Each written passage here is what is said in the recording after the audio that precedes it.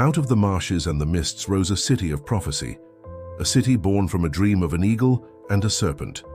Welcome to part 2, where we take a look at the Aztec civilization, the children of the sun, in this series covering the history of Mexico. In the early 1300s, a wandering tribe called the Mexica desperately sought the sign promised by their god, Huitzilopochtli. The prophecy spoke of an eagle perched upon a cactus devouring a serpent. When they finally found this exact scene on a small island in Lake Texcoco, they knew they had found their home. They built their city right there, naming it Tenochtitlán. Raised on swamp and vision, the city began to transform. What started as simple reed huts soon gave way to magnificent stone temples and massive causeways stretching across the water. Tenochtitlán became the heart of a powerful empire, shining upon the waters of Lake Texcoco like a mirror of the sun itself. Through conquest and clever alliances, the Mexica forged the Triple Alliance with the nearby city-states of Texcoco and Tlacopan. This alliance became the foundation of the Aztec Empire. Tribute flowed into Tenochtitlan from hundreds of conquered cities: cotton, maize, jade, gold, and something far more precious: blood. The Aztecs held a profound belief that the universe hung on a knife's edge. They believed their sun god required constant nourishment, or darkness would consume the world. This belief shaped their entire society. Every 52 years, when their calendar cycles aligned, a great ceremony took place. They would light a new fire on a mountaintop after having extinguished every single flame in the empire. The entire civilization would wait in darkness, holding its breath until the sun rose again, confirming the world would continue. To them, human sacrifice wasn't murder. It was cosmic maintenance, the very engine that kept existence turning. But life in Tenochtitlan was about more than just ritual. It was a city of incredible order and discipline. Floating gardens called chinampas produced bountiful crops to feed its massive population. Ingenious aqueducts carried fresh water from the mainland, and by law the streets were swept clean every single day.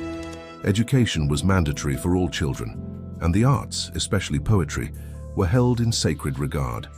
Warriors trained for honor and glory. Priests dedicated their lives to the gods, and nobles were raised to serve the sun. They recorded their rich history, their myths and their lineage on folded books called codices, painting vibrant stories on deerskin and bark paper. By the year 1502, Montezuma II sat upon the throne of the sun. Under his rule, Tenochtitlan reached its absolute zenith, a breathtaking metropolis of over 200,000 souls, with towering stone pyramids and canals bustling with canoes. Yet even at the height of its splendor, omens began to haunt the emperor. Comets streaked across the sky, and legends spoke of a weeping woman who cried out, foretelling doom. Then, in 1519, the omens took physical form. Across the great eastern sea came figures of iron and thunder, the Spaniards led by Hernán Cortés. To some, their strange appearance made them seem like gods returned from ancient prophecies. To others, they were a clear sign of impending destruction. As the Spaniards marched inland, greed and prophecy became dangerously entwined. They found allies among the tribes who had long resented Aztec rule. The empire that had been built on conquest began to fracture from within, and the sun itself seemed to darken over Tenochtitlan. In 1521, after a brutal 93-day siege, the magnificent city of Tenochtitlan fell.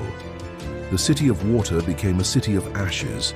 The great lakes were eventually drained, the temples were leveled, and the blood of the sun was finally quenched by Spanish steel. A cross was raised over the smoldering ruins of the pyramids, and the distant sound of church bells began to replace the beat of Aztec drums.